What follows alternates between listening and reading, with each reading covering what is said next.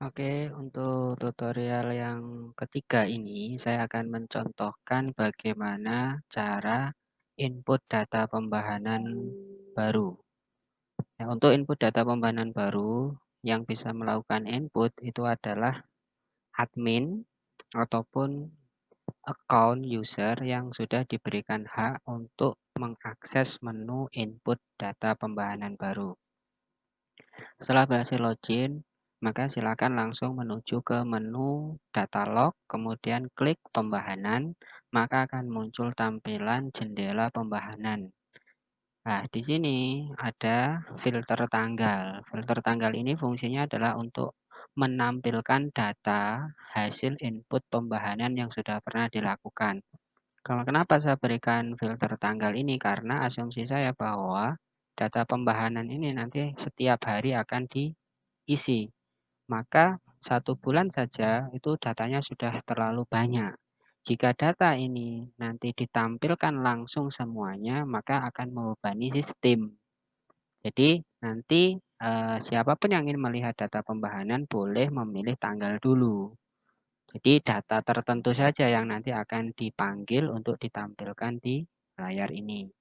Untuk defaultnya filter tanggal pembahanan atau pengiriman bahan ini itu adalah selalu disetting tanggal hari ini. Contohnya hari ini adalah tanggal 26 Agustus, maka di atas ini itu akan muncul tanggal 26 Agustus sampai tanggal 26 Agustus.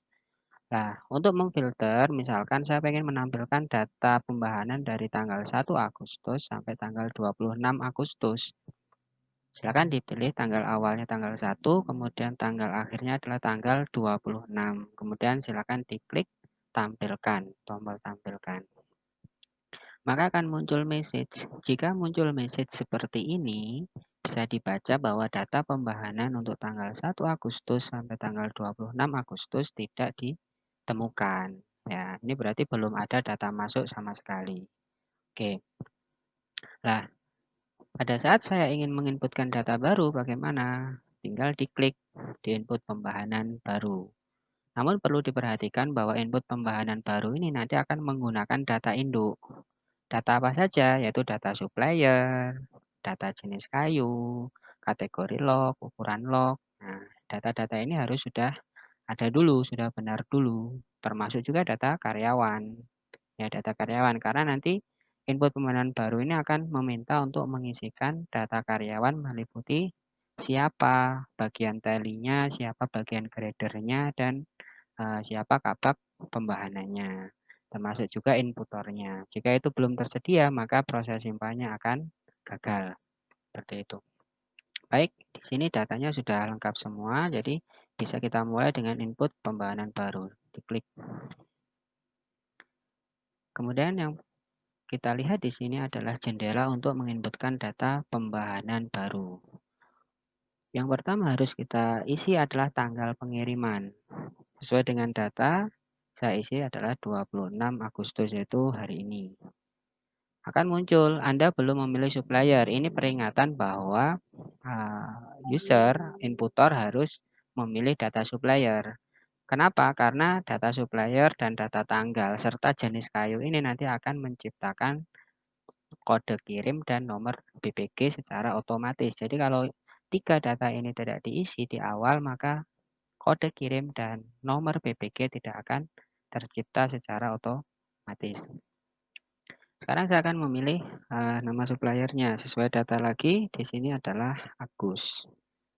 Ya, kemudian jenis kayunya adalah Albazia. Nah, pada saat saya memilih seperti ini, maka data kode kirim dan nomor BPG akan tercipta secara otomatis. Kemudian di sini pengiriman yang dilakukan itu adalah pengiriman keempat ya. Kalau nggak salah ini ya pengiriman keempat. Sedangkan yang muncul di sini di tampilan awal saya karena database saya masih kosong itu adalah kiriman ke 1. Maka ini bisa diedit menjadi 4. Ya, maka kode kirim dan nomor BPG secara otomatis akan mengikuti. Berikutnya adalah mengisi nomor SKAU.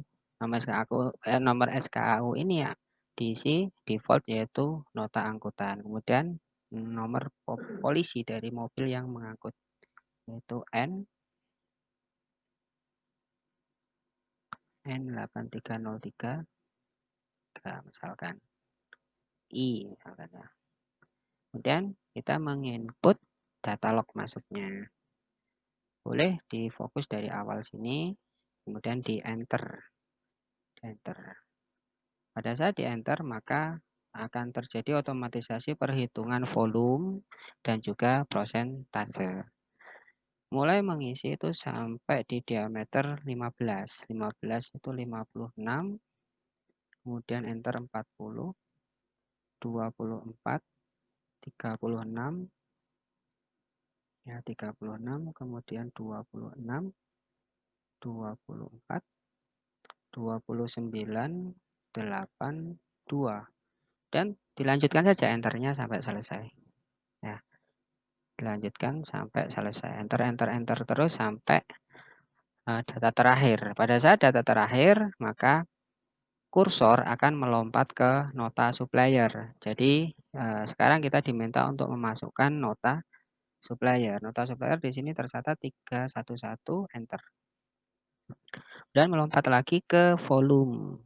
Volumenya adalah 11,6200. 11,6200. Enter. Akhirnya ada 7 dan selisih ada yang kurang di sini. Karena di data ini adalah 306. Ini baru 245 ya. Ada yang terlewat. Kita teliti lagi dari atas 56, 40, 24, 36, kemudian 20, 36, 25 di sini dikoreksi bisa. Kemudian 36, 24, 29, 29, kemudian 8, 2. Enter terus sampai terakhir. Masih tidak sinkron.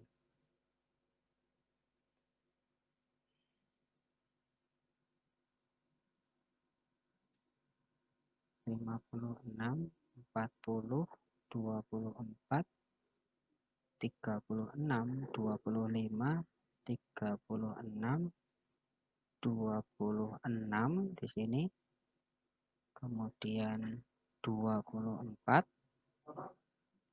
29, 8, dan 2. Enter terus sampai betul ya 306. 306 nota suppliernya 311, kemudian volumenya 11,6200 betul. Kemudian selisihnya akhirnya adalah 7 ya, enter. Kemudian keterangannya adalah bengkok,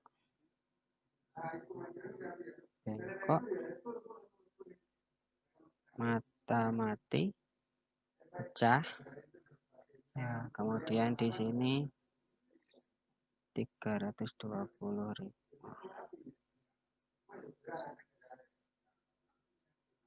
320.670.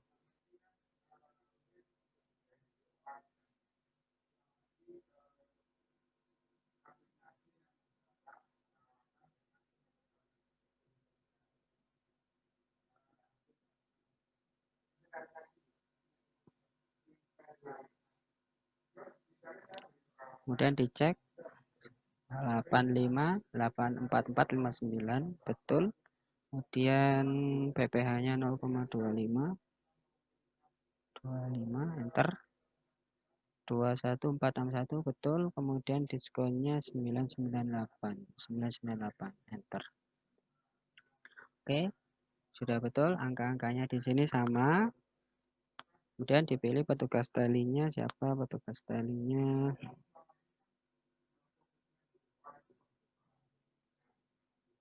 Saya pilih ini saja ya. Saya ngarang dulu. Kemudian kalau sudah semuanya tekan tombol simpan. Nah, jika muncul message seperti ini artinya input pembahanan sukses. Jika belum muncul ini berarti input pembahanan masih belum sukses. Oke. Nah, setelah input pembahanan sukses, maka di depan sesuai dengan tanggal filternya, maka datanya akan muncul atau terlihat. Nah, setelah muncul atau terlihat, nah ini bisa dicoba untuk mencetak bukti store-nya. Maka akan muncul tampilan seperti ini. Dan kalau mau dicetak ke printer, bisa nanti mengklik tombol cetak ke printer. Nah, seperti ini hasilnya, cetak. Oke, demikian tutorial untuk melakukan input data pembahanan atau log. Semoga informasi ini bisa membantu memperjelas tentang bagaimana cara input data pembahanan di dalam aplikasi MKU yang saya bangun. Kurang lebihnya mohon maaf. Waalaikumsalam warahmatullahi wabarakatuh.